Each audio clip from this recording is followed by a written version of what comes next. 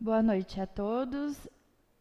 Estamos aqui, né, terminando o nosso módulo sobre a clínica infantil e que a gente estava falando bastante a respeito de Lacan, de Freud, né, na perspectiva psicanalítica sobre essas questões. Então, na aula passada, nós terminamos o capítulo 3, onde a gente começou a falar um pouquinho sobre o infantil e o feminino, né, e como que ele se caracteriza, como ele se dava, como as crianças, né, nesse momento de se perceber, se viam também sobre essa questão. Aí foi que nós começamos a entender o período de castração, né, onde o menino ele tinha medo, né, de perder o seu objeto, enquanto que a menina ela pensava que ela teria tido uma punição para perder. Então, quer dizer, um tinha medo, né, de o que é que ele poderia estar fazendo que causaria essa perca, e a outra, o que foi que eu fiz, né? Estou sendo punida por essa castração, enfim. Então, era assim, basicamente dessa forma que eles se viam.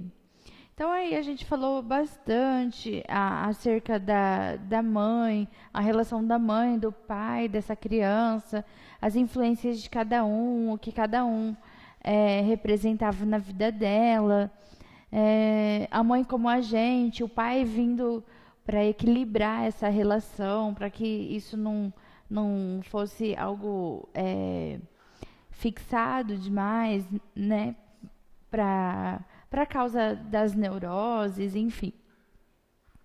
Então, essa ambivalência das relações, né? E a mãe também, ela, quando tem essa fixação demais, ela passa, então, de objeto de satisfação a um agente real. Então, daquela situação, né? Com o poder de dominar os objetos sentidos pelo sujeito. Né? Então, o outro passa a ser percebido pelo sujeito, como lugar do significante matriz de toda significação. Então, percebe que aí vai havendo uma centralização, né?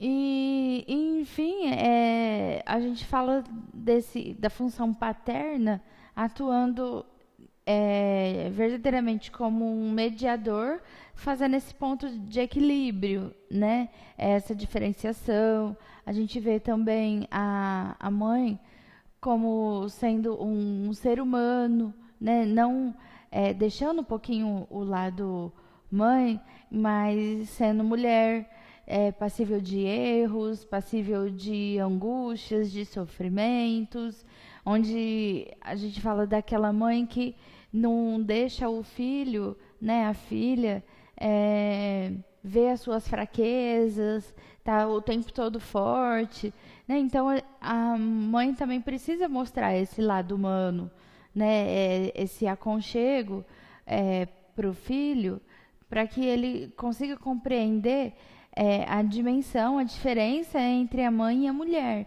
que ela também há momentos que ela é puramente mãe e há momentos que ela também, além de mãe, é mulher, né? Então a gente falou a esse respeito sobre o quanto isso é importante que a criança perceba, né? Então a gente falou também que na criança o processo do sintoma ele está se transformando, está se formando ainda, enquanto no adulto já está estabilizado, né? Já está efetuado, já está formado, enfim. Então, se por um lado a criança ela não consegue, é difícil acessar esses conteúdos que estão se formando pela falta de experiência, pela falta de vocabulário, pela inocência, né? Já no adulto também é difícil, a gente vê isso sob duas perspectivas. Então, já no adulto é difícil, porque ele tem um maior manejo com as palavras, ele vai conseguir é, esconder algumas coisas ao primeiro momento, né? Então, assim, na clínica, naquele momento da sessão, pode ser que hoje o adulto chegue e me conta algo, começa a fazer a tal uma associação livre e pelo discurso vai falar sobre todas as questões e eu vou acessando o inconsciente dele e algumas coisas que estão no consciente ele consiga esconder. Mas e a gente vai ver nas outras disciplinas, nos outros módulos também, que esses conteúdos, de uma forma ou de outra, numa hora ou outra, eles vão realmente aparecer e a gente vai ter esse contato com esses sintomas, com essas questões, né? Então, na clínica com criança, a gente tem que usar e abusar, né, da criatividade para acessar esses conteúdos inconscientes, né? Então, de uma forma mais lúdica, né? Mais fácil você conseguir identificar todos os sintomas, todos os significantes que aquela criança está apresentando, né? Já não é da mesma forma que ocorre no adulto, né? Há adultos que estão presos aí aos conteúdos lúdicos, gostam, se interagem melhor quando é uma ocasião, uma atividade mais lúdica. E outros que já não se sintam tão à vontade com isso. Então, é importante que tenha-se esse olhar diferenciado em cada situação, né? E nós terminamos falando quanto à transferência, né? Que se dá ali naquele momento da clínica, onde ele começa, de repente você entende aquela atitude para com o analista, né? Como uma forma de imaginar outras coisas, uma forma de que ele está me confundindo com outra pessoa, né? Então, essas impressões que a olho nu e a pessoas leigas têm, né? A gente chama isso tudo de transferência, né? Então, eles transferem a imagem de alguém, de um desejo para você, para que ele consiga se satisfazer, né? Então, se é um amigo de muito tempo que ele não vê e gostaria muito de ver, ele acaba transferindo esse amigo para o analista e começa a ter relações, ter diálogos, como se ele estivesse tendo com esse amigo, né? Esse é um dos exemplos, como tem muitos outros a respeito da transferência. Então, na semana passada, nós terminamos aí o capítulo 3, né? E hoje vamos começar, então, o capítulo 4, que a gente vai falar sobre o infantil e a experiência psicanalítica, onde vai, no material de vocês, vai mostrar alguns fragmentos da clínica, né? Baseado nos estudos de Freud. Hoje aqui eu não vou conseguir falar todos para vocês, até mesmo por causa do tempo, mas eu vou dar uns exemplos e acompanhar com vocês um fragmento que vocês vão conseguir compreender de forma bem bacana o que o autor trouxe para a gente aqui nessa apostila. Então, são extratos, né, clínicos retirados da clínica freudiana e ele começa falando do caso do homem dos ratos, que trata-se de um caso de uma neurose obsessiva, né, que ele caracteriza por pensamentos compulsivos em função de uma atividade sexual ativa e precoce que teve sua origem na infância, com significativas repercussões na idade adulta. Então, vamos ver o que ele vai falar sobre esse caso, né? Então, ele inicia com o sujeito relatando suas experiências sexuais infantis. Então, ele queixava-se de sofrer, desde muito cedo, de pensamentos obsessivos. De que forma, né? Então, os distúrbios que ele apresentava no início desse tratamento, eles podem ser caracterizados por medos, medos de que algo pudesse acontecer às pessoas que mais gostava, né? Por exemplo, o seu pai,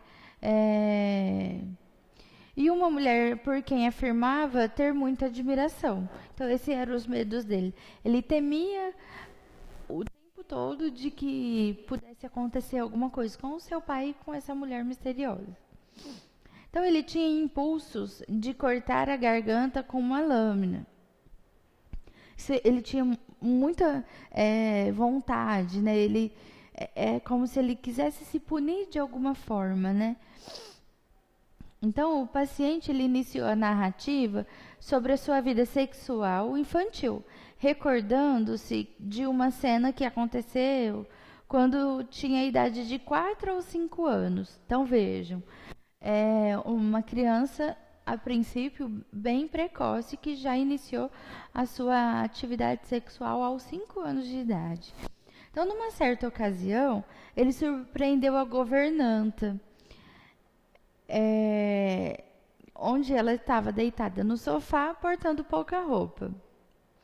Nesse momento, ele instou que a mesma o permitisse ficar debaixo da sua saia. A empregada consentiu, desde que o mesmo não revelasse o fato a ninguém. A partir de então, a curiosidade típica da idade cedeu lugar a uma permanente excitação, base de uma obsessão pelo corpo feminino que o acompanhou até a maturidade. Então, a partir daí, outras situações parecidas foram vividas pelo paciente, que ele acabou se envolvendo, né, em outras experiências sexuais com outras empregadas da casa. Então, veja que, além dele ter conhecido a vida sexual aos 5 anos, que é muito cedo, isso permaneceu instalado nele e ele permaneceu com essa vida sexual ativa, né? Então, ao mesmo tempo em que se permitia vivenciar tais experiências, o paciente se via dominado por um receio muito grande de ser descoberto. E ele se via atormentado pela ideia da morte do pai. Então, percebe que há algo que vai o perseguindo, né? Então, o fato dele não contar nada para ninguém, dele não poder, né, de ser algo novo, o medo de ser descoberto, né, tudo isso parece ter uma influência ali com o medo da morte do pai, enfim. Então, ele revela que com a idade de 6 anos já tinha ereções. Esse fato, mais o receio de ter relatado à sua mãe o acontecido, fazia-o ter o pressentimento de que havia uma relação entre isso e suas ideias mórbidas.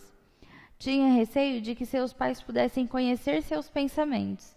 Então, quer dizer, já aos 6 anos, ele vivia, como ele disse anteriormente, vivia atormentado. São pensamentos que viviam passando na cabeça dele e que não o deixavam sossegado, não deixavam seguir a vida, e isso apenas aos 6 anos de idade.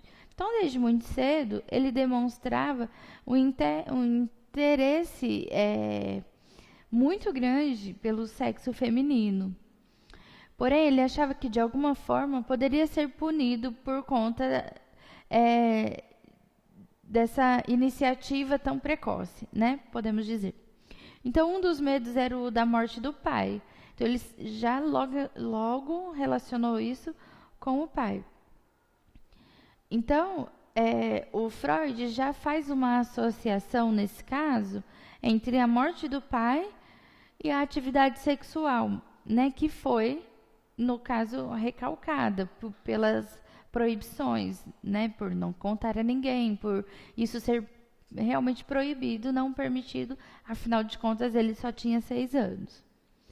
Então, o fundamento do sintoma, ele se caracteriza por um expresso e profundo sentimento de culpa. Então, o sentimento de culpa continua atormentando, continua perseguindo por todo esse tempo.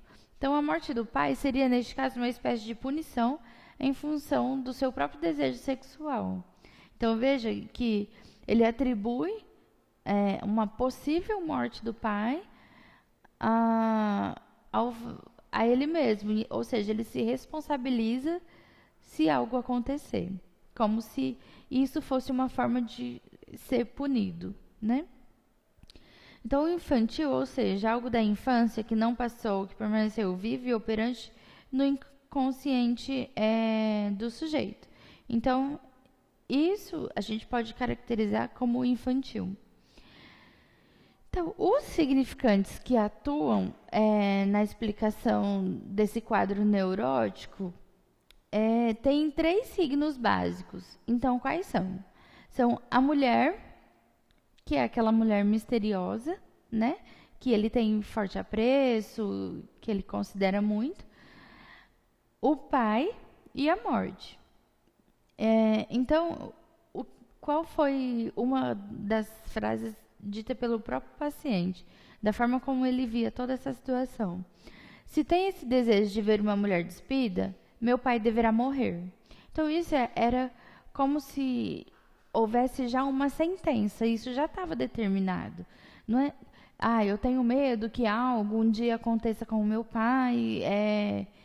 Esse medo, naturalmente, todos nós temos, né? Medo que algo nos aconteça, mas onde que isso se torna patológico, né? Há um momento que isso é exagerado, há um momento que eu me culpabilizo por isso, que eu me responsabilizo, né? E é isso que estava acontecendo naquele momento. Então, traços dessa experiência ali, naquela fase da criança, permaneceram no seu inconsciente como elemento de sua estrutura. É isso que se está chamando aqui de infantil, né? Então, são esses traços que a gente pode chamar de marca, aquilo que realmente fica gravado no inconsciente dessa criança, né? E isso que a gente pode estar chamando aqui de infantil. Então, o infantil, ele é o traço que se fixa como marca, como sinal característico acompanhado do processo de estruturação psíquica.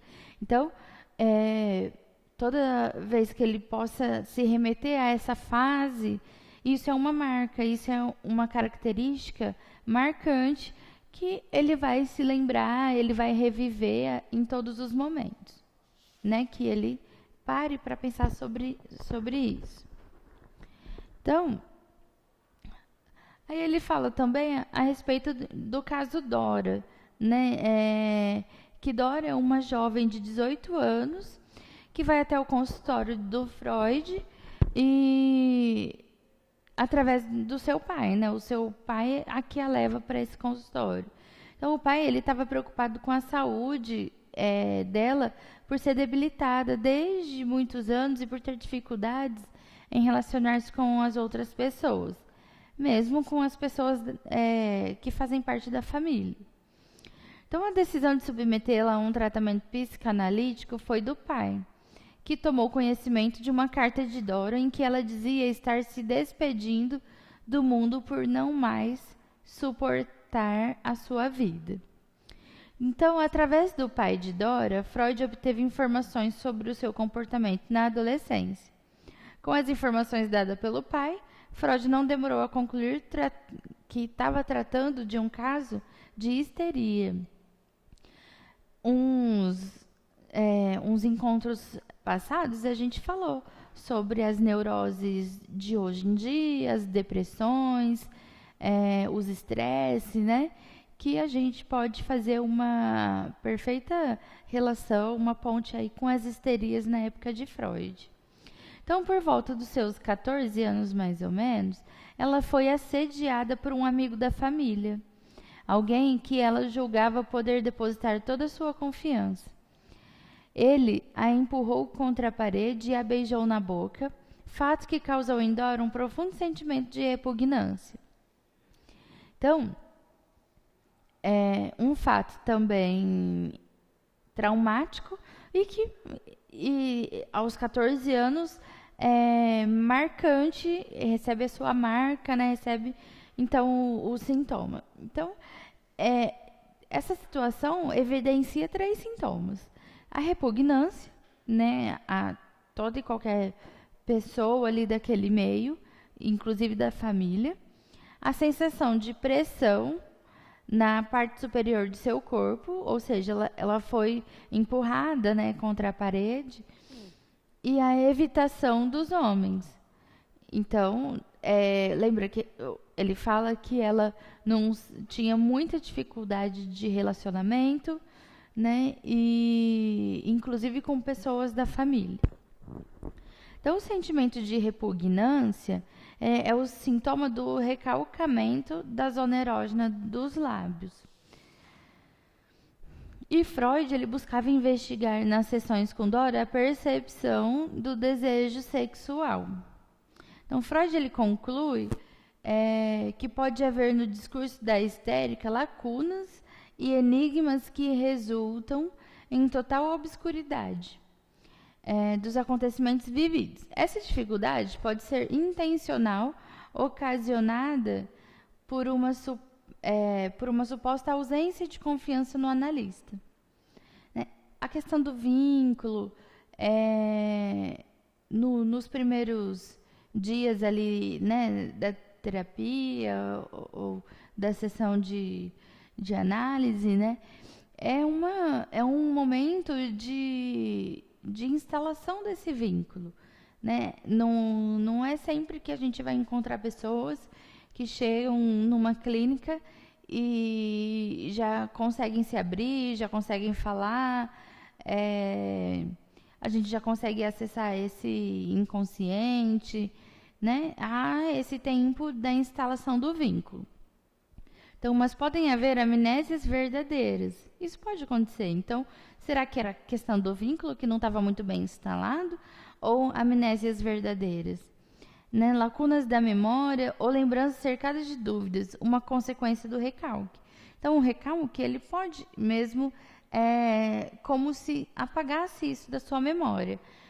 Mas nós sabemos que ele consegue apagar da minha memória consciente, né? Das minhas lembranças conscientes. Já no inconsciente, não é tão simples assim. Então, no sonho, Dora se encontra no colo do pai e é beijada pelo mesmo. Olha só a relação que ela faz, como ela foi assediada por uma pessoa da família e que ela tinha muito poder de confiança, ela já transferiu isso para o pai, que também é outro agente que ela tem muita confiança, né? E que também faz parte da família. Então, Freud encontra na associação entre esta cena e o episódio do beijo recebido a força de um amigo íntimo da família. Olha a força que ele tinha, né? E essa é uma explicação para o sintoma de Dora. Então, ele realmente seria uma pessoa muito íntima. Então, para Freud, Dora projeta no pai sentimento, no senhor K, né, que a gente pode chamar de K, o sentimento que tinha pelo próprio pai, sentimento de profunda afeição, o desejo de substituir o Sr. K na cena do beijo pelo pai. Segundo Freud, funcionou como força motriz para a formação do sonho, em que Dora vive com o pai uma relação de amor e proteção, né? Essa proteção que ela não pôde buscar nele. Então, vocês percebem, a ideia desses fragmentos é que vocês consigam perceber como se fazer uma análise a partir das ideias, a partir dessa associação livre, onde a pessoa vai falando, mas não é algo descompassado. Quer dizer, então, que o meu paciente vai chegar, o meu cliente, paciente, vai chegar e vai falar, e o que eu faço com tanta informação? Né?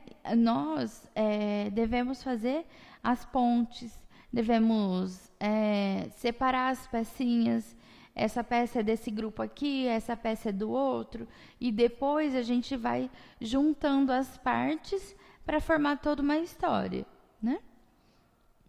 Então, aí no próximo tópico a gente vai falar sobre o pequeno Hans, que é um caso clássico da clínica freudiana visto pela ótica de Lacan.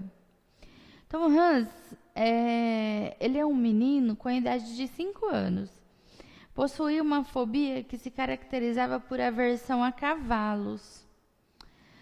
Então, num primeiro momento, né, quando ele foi investigar a relação do Hans com a família, ele constatou que o menino era objeto de afeto extremado. Tanto a mãe quanto o pai cercavam Hans de cuidados extremos. O menino era filho único de uma família de origem aristocrática, com um detalhe interessante de que o pai era discípulo de Freud. Então, Hans ele sentia-se no direito, inclusive, de ocupar a cama dos pais. Então, Hans, ele nunca era privado de nada. Inclusive, o fato dele ir dormir na cama dos pais não era algo que era permitido declaradamente, não era algo que os pais quisessem de verdade, que isso fizesse toda a diferença, mas que quando ele chegava para dormir junto com os pais, ele não sofria proibições, né? Então, quer dizer, ele é que mandava naquela casa. Então, por isso que certas proibições adquiriam para o menino uma dimensão maior. Porque quando ele nunca é proibido de nada, aí quando se proíbe, é aquela tendência a dificuldade de frustração já nos anos mais recentes, né? Então, quando ele não é frustrado, né? Quando ele não recebe não, quando criança, quando cresce ou até mesmo na vida adulta, uma proibição tem uma dimensão muito maior do que aquela criança que já sofreu certas proibições, certas frustrações. Então a mãe o proibia de se masturbar, alegando que a masturbação não lhe faria bem. Mas Hans não ligou para isso. Então o fato de não deixar, como ele não tinha esse costume de obedecer ao não, então ele não se preocupou com isso, porém começou-se a ter o famoso complexo de castração. Por aquilo ser proibido, por aquilo não pudesse acontecer, a mãe o colocava como algo que realmente o fazia mal, que precisaria, inclusive ela comenta que precisaria até chamar um médico caso ele fizesse isso novamente. Então era algo extremamente punitivo. Aí já na análise de Lacan, a mãe simbólica gradativamente em razão de um certo número de choques e de particularidades que se produzem nas relações entre ela e a criança. Cede lugar para a mãe mais real. Então, essa mãe simbólica fica de lado, né? Essa mãe idealizada, e vai entrando em cena uma mãe cada vez mais real. Então, a masturbação ela tem um efeito de tornar real, concreto para o menino, o seu próprio pênis. E a angústia, né, ela aparece no pequeno Hans na forma de uma pulsão representada por esse fato real. Então, num primeiro instante da relação, a criança é dominada por um engodo, que faz querer integrar-se no amor da mãe. Porém, quando entra em jogo a pulsão, manifesta pela descoberta do pênis real, aparece o descolamento. Então, é bom frisar que o analista considere a importância da especificidade do tratamento em que se ocupa com a criança. Especial atenção nesses casos deve ser dada à relação dela, ou seja, da criança com o casal parental ou com a mãe. Um outro fator que relevante é a via de acesso ao inconsciente, que no caso da criança pode se dar por meio da utilização de materiais diversos e não só em função da palavra, que é aquela história do lúdico que eu falei para vocês. E, neste caso, a exigência do ambiente diferenciado, né? Então, um ambiente todo decorado, com motivador para aquela criança, né? Observar muito bem, investigar a fundo essas relações com os familiares, para entender que força tem uma proibição, por exemplo, né, nesse caso, para uma criança que já passou por outras frustrações, como eu disse anteriormente, né, uma proibição não é tão drástico. Para uma criança dessa, já vai se tornando mais drástico, mais punitivo, vai entrando na parte das neuroses, né? Então, é preciso observar muito bem essas questões. E no caso do adulto, o que conta é o retorno de um tempo mais longo, em que o sintoma se projeta como efeito de uma relação primordial. Aí, no caso do pequeno Hans, o Lacan destaca que, devido à intensa relação entre o menino e a mãe, a chave explicativa é o complexo de castração. A intervenção paterna, ela vai estabelecer a ordem simbólica que se sucede no plano imaginário, né? Então, na verdade, a relação paterna é extremamente importante nessa relação. Lembrando sempre que a função paterna, essa imagem paterna, ela não necessariamente tem que ser o pai biológico, né? Mas alguém que execute essa função, alguém que faça essa intermediação, esse equilíbrio na relação, ou seja, assumindo o papel de pai, né? Então, sobre o infantil e a clínica, né, a questão desses fragmentos, né, voltados à clínica, a intenção é demonstrar que o fator infantil, independe da idade cronológica. Isso a gente vem falando desde o primeiro capítulo sobre o infantil, né? Que o infantil não é denominado por um tempo cronológico, a gente não tem um período de idade aí para poder denominar infantil ou não. Então, a clínica da criança, ela evidencia a dependência da criança do outro. E a clínica de adultos, a relação deles com os significantes contido na formação das suas neuroses, né? Lembrando que os significantes, aí eles, junto com os sintomas, eles já vão, no adulto, já vão estar instalados, né? Então, são uma clínica sobre uma perspectiva, sobre um olhar, sobre algumas prioridades e a outra sobre outras prioridades. Então, aí aqui a gente vai, nesse tópico 4 aqui, também mostra uma mulher, né, e a sua falta. É um fragmento, né, para a gente entender um pouco dessa análise. Então, ela se questiona, né, se eu sou mulher ou sou homem. Mas por que ela faz esse questionamento, né? Vamos entender um pouquinho dessa história. Então, essa mulher, ela paga a maior parte das contas da casa. Isso lhe dá um maior poder de decisão que o marido nos assuntos administrativos e financeiros da família.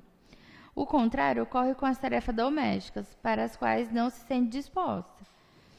Em função dessa posição, ela mesma se indaga: qual seria o papel da mulher na relação de um casal?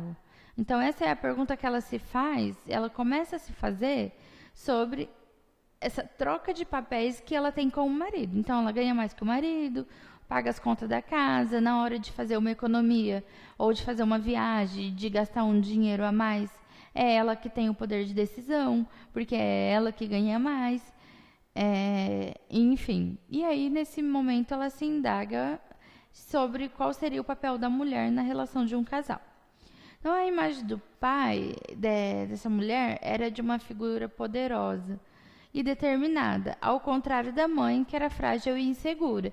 Então, veja, a referência dela é que mulher é uma pessoa frágil, insegura, enquanto que o homem, um ser poderoso, que toma conta de todo mundo e que está sempre à frente.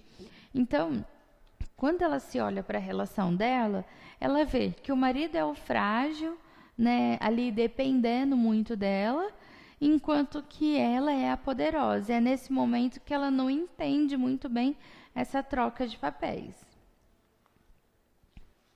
E aí que ela vai fazer os seus questionamentos. Então, a ascensão social foi sempre uma meta na vida do seu pai, né, do pai dela. Então, aí com isso, ela pensava em ser poderosa para agradar ao pai ou atendê-lo em seu desejo. Então, ela tinha uma pequena, grande preocupação em agradar esse pai. E aí ela se perguntava, o que é ser mulher?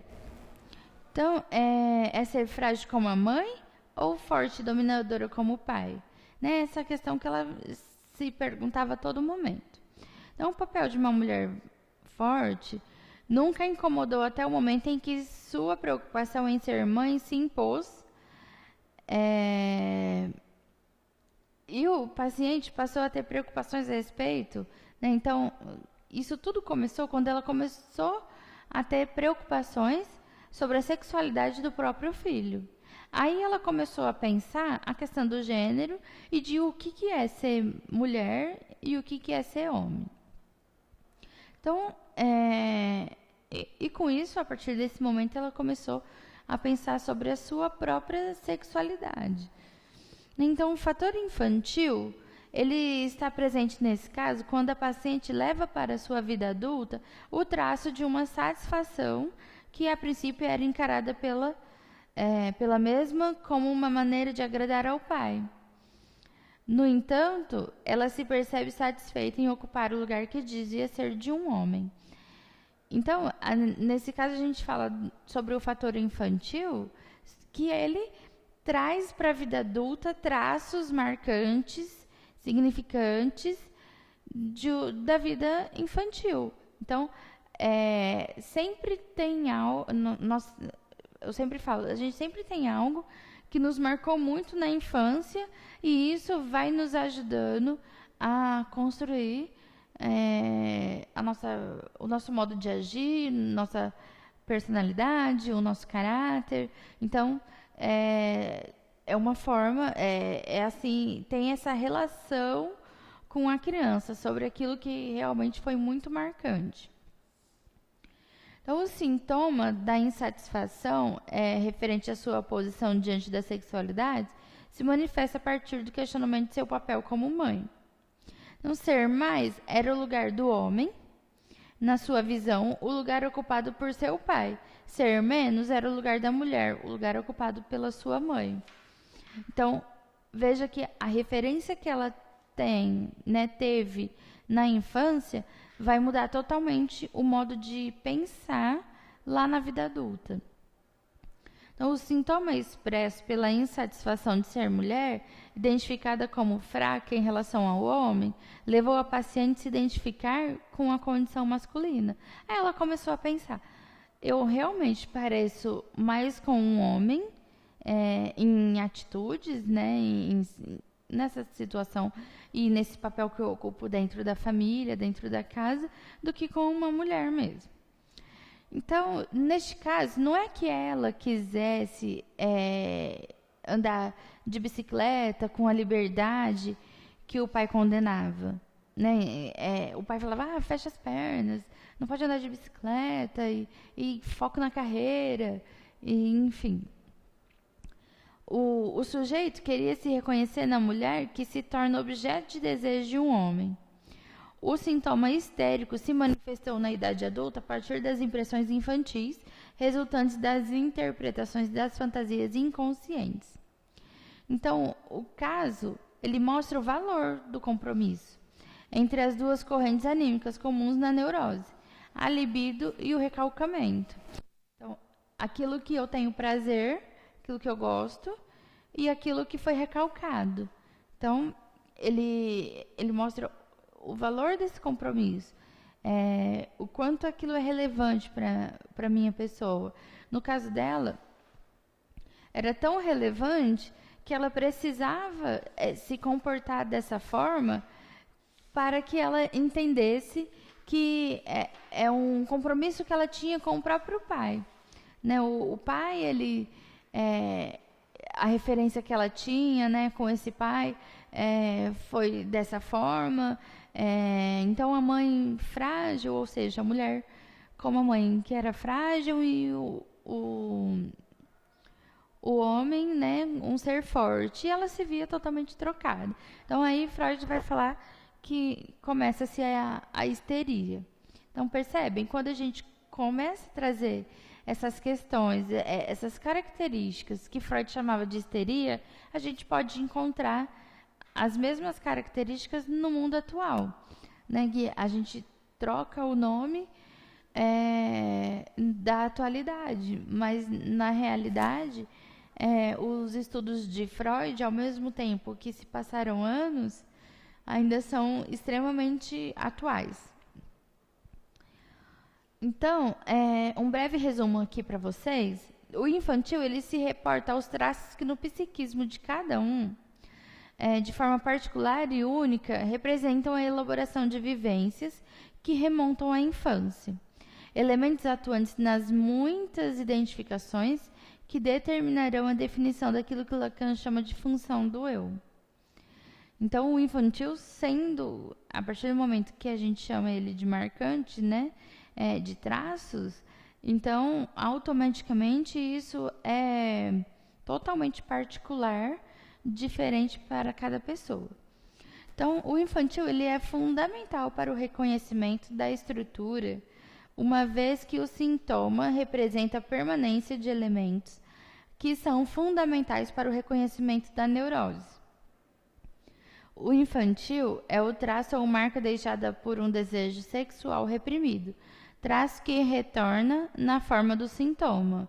E esse sintoma, muitas vezes, ele vai voltar à tona, né, para o seu consciente na fase adulta. Então, tanto na obra freudiana quanto na lacaniana, há muitos elementos teóricos que permitem perceber o caráter uno do sujeito com a qual lida a clínica psicanalítica. A clínica é sempre a clínica do sujeito, independente de sua idade cronológica. Eis o sentido do uno de que se fala aqui.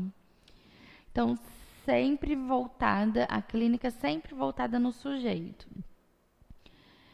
O que ele traz, os conteúdos que ele traz através da fala, principalmente na teoria de Lacan, isso é o que interessa para a clínica psicanalítica.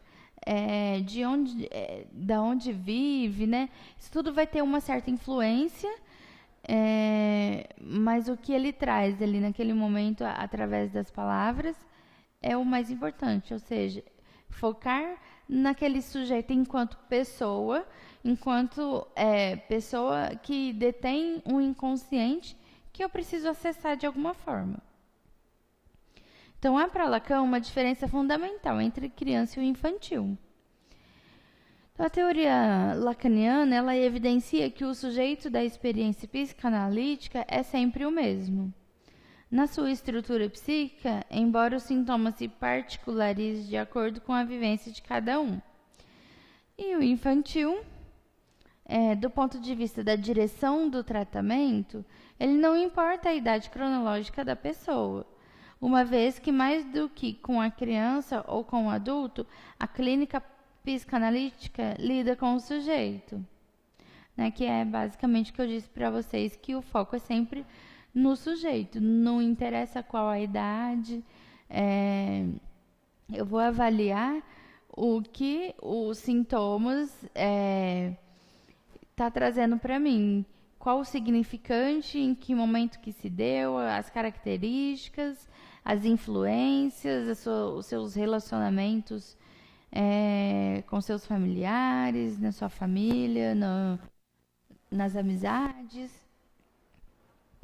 Então, apesar de todos os cuidados específicos, a clínica com crianças requer tanto na ambientação do espaço em que ela se dá, quanto no procedimento, o tratamento deve se basear nos mesmos princípios em que está fundada a clínica com adultos.